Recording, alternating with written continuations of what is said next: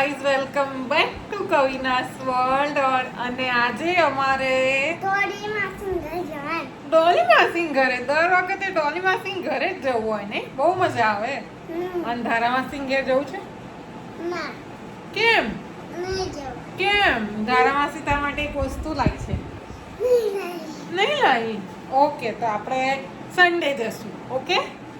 અને આજનો વ્લોગ બપોરથી ચાલુ થાય છે, કેમ કે સવારથી લઈને બપોર સુધી દોડ હતી. આજે અમે લેટ ઉઠ્યા હતા. રાત્રે અમે લેટ સુધી સામે મોટા બાના ઘરે બેઠા હતા. સો લેટ ઉઠ્યા અને વંશુભાઈ પણ ઉઠ્યા નહીં ને સ્કૂલે પણ ના ગયા. અને વંશુ, તારું કપડાં બતાવી દેજો. નવા કપડાં પહેર્યા છે આજે, કેવો લાગે છે? સ્ટેન્ડ અપ થઈ જાય એકવાર. બતાવી દેજો. નવી ચડ્ડી, નવી ટી શર્ટ અને મારી હીરો લાગે નહીં? મસ્ત લાગે. અને હવે મમ્માનું આઉટફિટ બતાવી દઉં ચાલો. ઓકે, સો આ છે મારું આજનું outfit.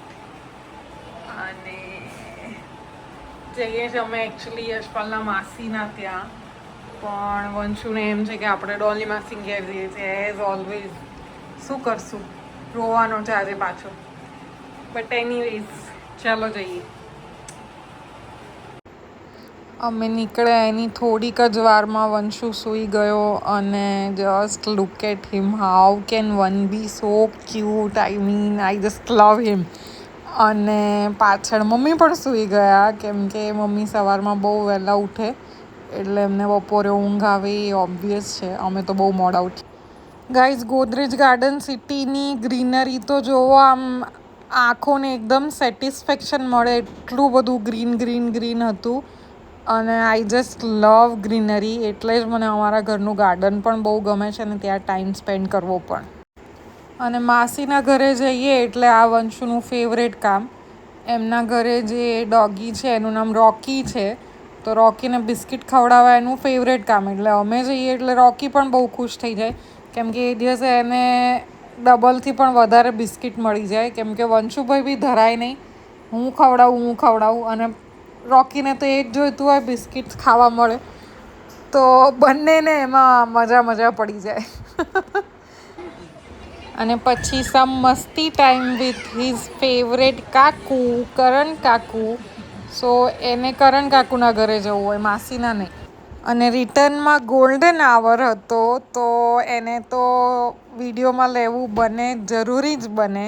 So look at my face. Okay, so માસીના ઘરેથી નીકળીને અમે લોકોએ ડિસાઈડ કર્યું કે વંશુને થોડુંક રમાડવા લઈ જઈએ.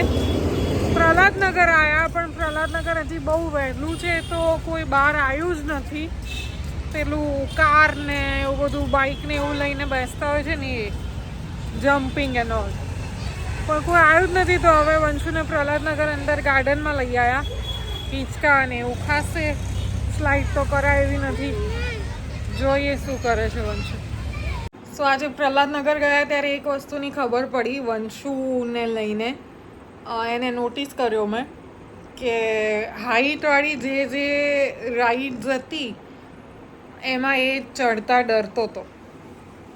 મતલબ આઈ થિંક એને હાઈટથી ડર લાગશે એવું લાગે છે, પણ it's too early to say anything, કેમ કે હજી તો 3 યર્સનો જ છે. આગળ જઈને શું કરે ખબર નહીં. તો કે મેં હાથ પકડ્યો તો છેક સુધી ચડી ગયો ખરો, પણ ફર્સ્ટ ટાઈમનું જ હતું એનું. આજ સુધી આવા કોઈ અમે ગેમ ઝોનમાં કે એમ એને લઈને નથી જતા, એટલે એને ખબર નથી કે કેવું ઉપર, કેટલું ઉપર છે અને કેવી રીતે ચડવાનું, ડર લાગશે કે શું આમ તેમ.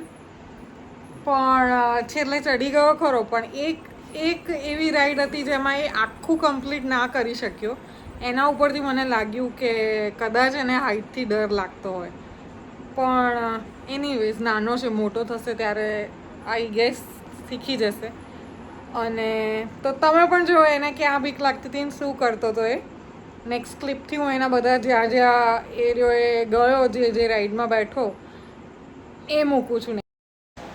સો શરૂઆત એણે અહીંયાથી કરી અને અહીંયા 1 મિનિટ રમ્યો. પછી ધીમે કરીને બધી રાઈડમાં એક વાર તો એ જઈને જ આવ્યો, બધી જ જગ્યાએ, એમ ક્યાંય બાકી રાખ્યું નથી. અને મારે એને કહેવું પડ્યું કે આ હવે મોટા છોકરાઓનું છે, તું ના જઈશ.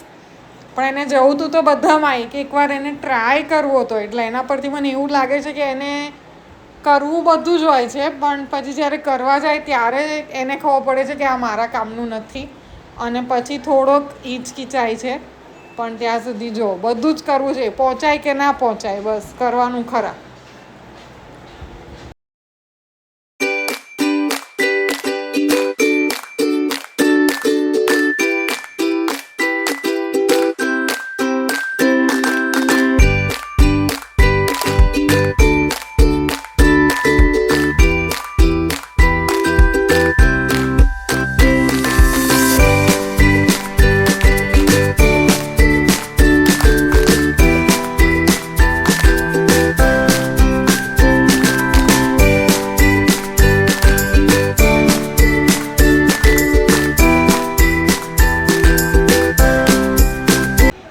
આ હતી પહેલી હાઇટવાળી રાઈડ, જેમાં મને લાગ્યું કે એને થોડોક હાઇટથી ડર લાગે છે.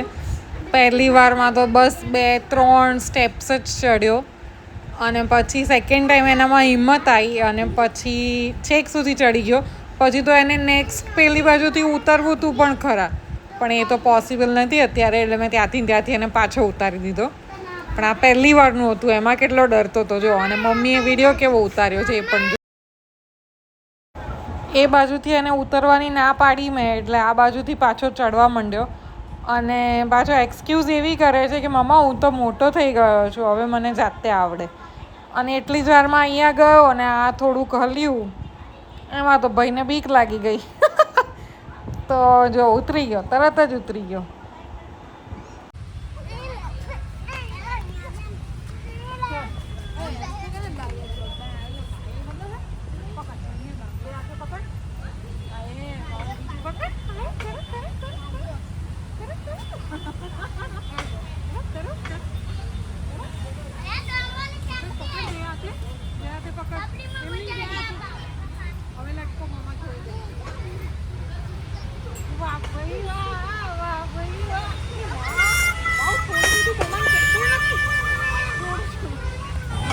અને છેલ્લે બધી રાઈડમાં રમીને ચડીને દોડીને થાક્યો, એટલે કે છે કે હવે મને હિંચકા ખવડાવો. તો બા એને હિંચકા નાખે છે, અને મેં એ બંનેનો વિડીયો લીધો. C how cute. અને પછી એટલી જ વારમાં એને ઉતરવું તું બી ખરા, તો ભાઈ ઉતરી ગયા. અને આ હતી એ રાઈડ જેમાં એ ડરતો હતો, આટલે અડધે તો ચડ્યો, પણ અહીંયાથી એને આગળ નહોતું જવું અને પાછળ ઉતરી ગયો. પછી બીજી વારનું તો મેં એને ચડાવ્યું, અડધેથી વધારે ચડી ગયો, પણ તોય આખું તો ના જ કર્યું. બાઉ કે लिए क्या लाए डैडी? क्या लाए दिखा दो, दिखाओ तो सही, बताई दे. Very good. અને બાને શેર કરવાનું, મારી માટે કોફી. કોફી કેમ લાઈ? એની માટે જ્યુસ લાવવાનું હોય ડેડી. સારું, હવે જ્યુસ લાવજો ડેડી. ઓકે. ના, ઓર મેંગો જ્યુસ કેમ નહીં લાયા? મેંગો જ્યુસ જ છે બેટા. Orange juice. ઓરેન્જ છે ડેડી. હવે મેંગો લઈ આવજો. ઓકે ચાલો. ઓકે, થેન્ક યુ કહી દો હવે daddy. Thank you, welcome. Daddy ના બોલે એટલે એ જ બોલી ગયો. હા બેટા, વંશ. હા, લંચ ખાવું. અચ્છા, ઓકે. અત્યારે ઇવનિંગમાં લંચ ખાવું તને. વંશુની ડિમાન્ડ પર અમે આવ્યા છીએ મેકડોનલ્ડ્સ, અને એની માટે લઈ લઈએ. બહુ બર્ગર કરે છે, ખાતો નથી પણ ખાલી. બર્ગર, જ્યુસ અને ફ્રેન્ચ ફ્રાઈઝ, બર્ગર. ઓહો, ચાલો લઈ લઈએ.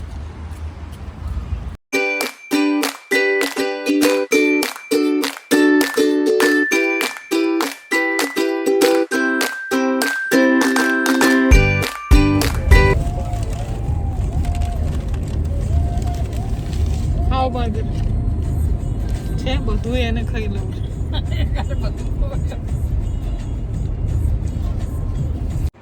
અમે આવી ગયા છીએ ઘરે.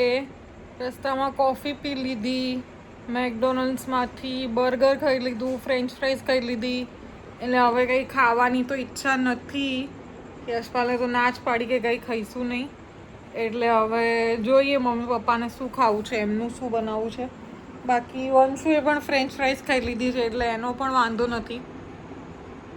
અને છેલ્લે રાત્રે દૂધ પીને સૂઈ જઈશું નહીં. ઓકે, સો આ તો આજનો મારો વ્લોગ. તમને ગમ્યો હોય તો એને લાઈક કરજો, ચેનલને સબસ્ક્રાઈબ કરજો અને જલ્દી મળીએ નવા વ્લોગ સાથે. ત્યાં સુધી bye, take care, help us grow. હું આટલા વિડીયોઝ ત્યાં ભૂલી રહી હતી કે આ મારી ટેગલાઈન હતી, હેલ્પ અસ ગ્રો. અને મેં વિચાર્યું કે આ વિડીયોથી ફરીથી સ્ટાર્ટ કરીશ. તો યસ, મળીએ જલ્દી. બાય.